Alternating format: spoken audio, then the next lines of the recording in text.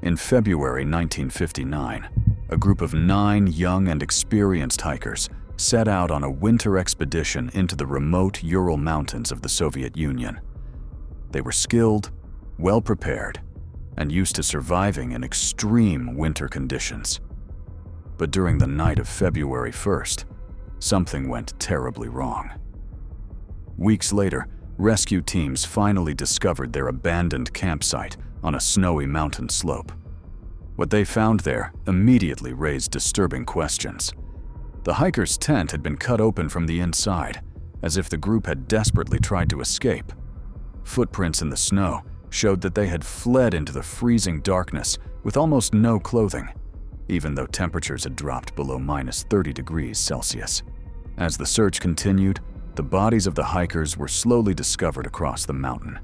Some near a forest, a few had died from hypothermia, but others had severe internal injuries that investigators struggled to explain. The strange scene confused investigators and sparked decades of theories, ranging from natural disasters to secret military experiments. This chilling mystery would later become known as the Dyatlov Pass incident, one of the most puzzling and debated unexplained events in modern history. Even after more than 60 years, the question still remains: what happened to those 9 hikers that night? The group was made up of 9 young hikers, most of them students from the Ural Polytechnical Institute. They were not beginners. Many of them were experienced in difficult winter expeditions and had completed challenging trips before. The leader of the group was Igor Dyatlov, a 23-year-old engineering student known for his strong leadership and careful planning. The expedition was meant to be a challenging but achievable journey across the snowy wilderness of the northern Ural Mountains. Their goal was to reach a remote peak called Otorten, a route considered difficult but manageable for experienced hikers.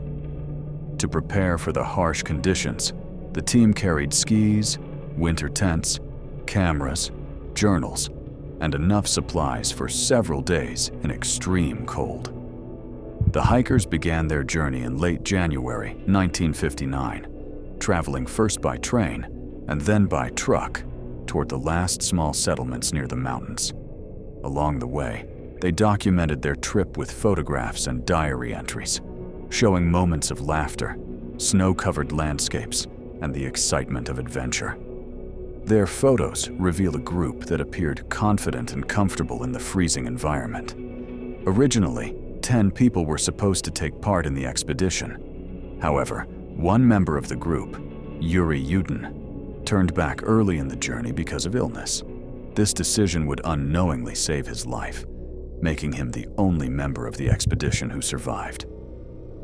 As the remaining 9 hikers continued deeper into the mountains, they entered one of the most remote and unforgiving regions of the Soviet wilderness. Snowstorms, strong winds, and freezing temperatures were common in the area. Yet the group remained confident, carefully recording their progress as they moved closer to their destination. At the time, none of them could have imagined that this expedition would soon become one of the most mysterious and debated tragedies in modern history. After leaving the last inhabited village, the hikers continued deeper into the wilderness of the Ural Mountains.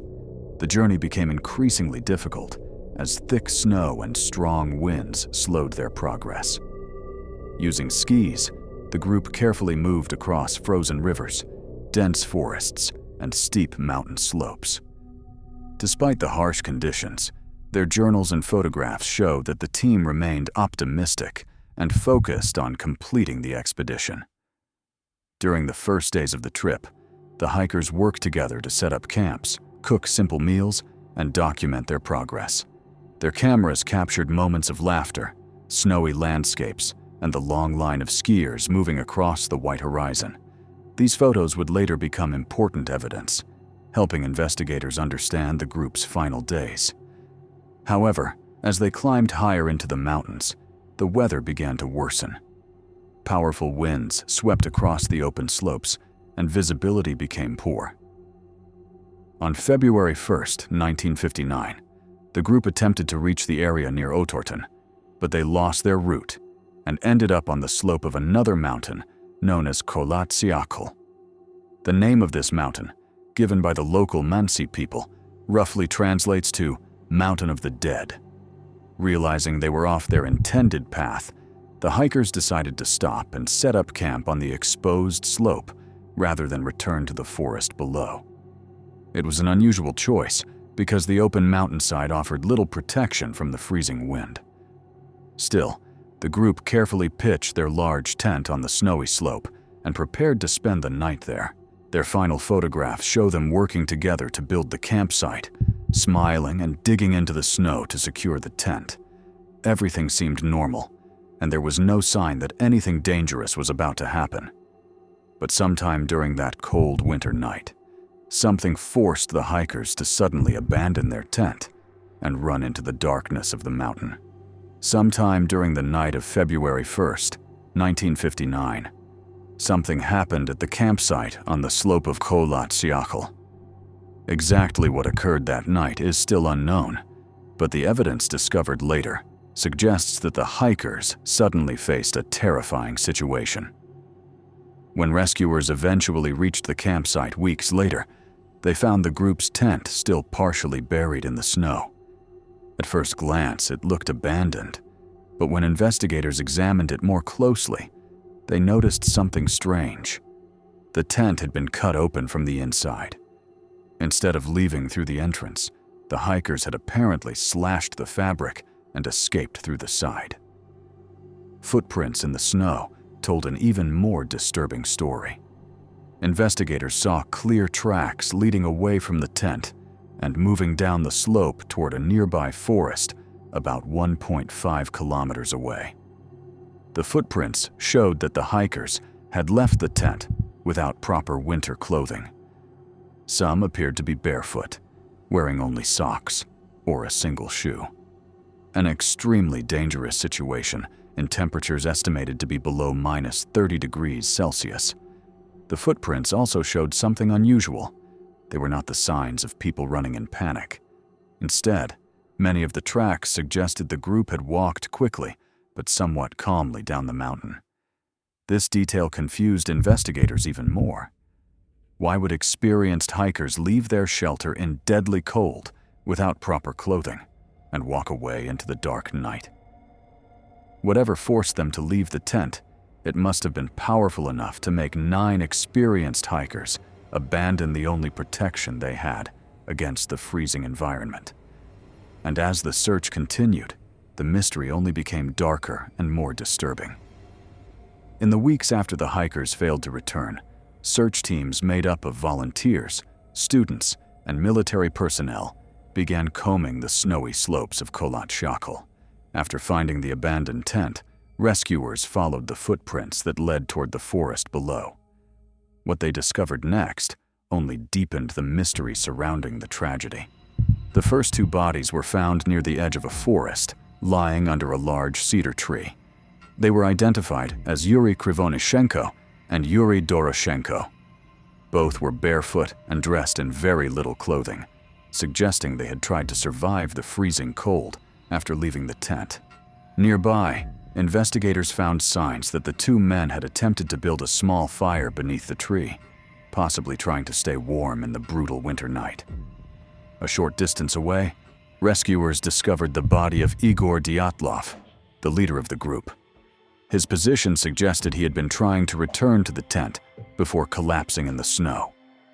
Soon after, 2 more hikers were found nearby, also lying between the forest and the campsite, as if they had attempted the same desperate journey back up the mountain. All of them appeared to have died from hypothermia, the extreme cold slowly draining their strength. However, the final discovery was even more disturbing. Months later, when the snow began to melt, searchers located the remaining 4 hikers in a ravine deeper in the forest. Unlike the others, these victims had severe internal injuries. One had massive chest trauma, another had a crushed skull, and one of the victims, Lyudmila Dubinina, was missing her tongue and parts of her soft tissue. By the time all 9 bodies had been found, the scene raised far more questions than answers.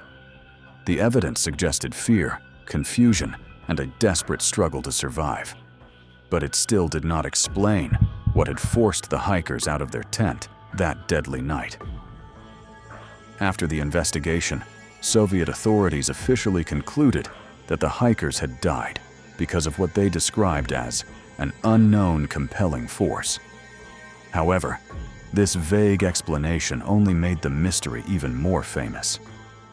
Over the decades, researchers, journalists, and investigators have proposed many different theories about what might have happened that night on Kholat Syakhl. One of the most widely accepted explanations today is that a small avalanche may have forced the hikers to quickly leave their tent in the darkness. According to this theory, they may have feared that a larger avalanche could bury them, forcing them to escape immediately without proper clothing. But critics argued that the slope was not steep enough and that the evidence of an avalanche was weak. Other theories suggest something far more unusual. Some researchers believe the hikers may have been caught in a secret Soviet military test, possibly involving experimental weapons. Others have proposed strange natural phenomena, such as powerful wind effects known as infrasound, which could have caused sudden panic and confusion among the group. Over the years, even more extreme ideas have appeared, including theories involving paranormal activity or unknown creatures in the remote wilderness. While most experts dismiss these ideas, they show just how mysterious and unsettling the case remains. Today, the Dyatlov Pass incident is still considered one of the most chilling unsolved mysteries of the 20th century. Despite modern research and new investigations, the true reason why 9 experienced hikers fled their tent into the deadly cold may never be fully known. And that question still echoes across the frozen slopes of the Ural Mountains. What really happened on that night in 1959?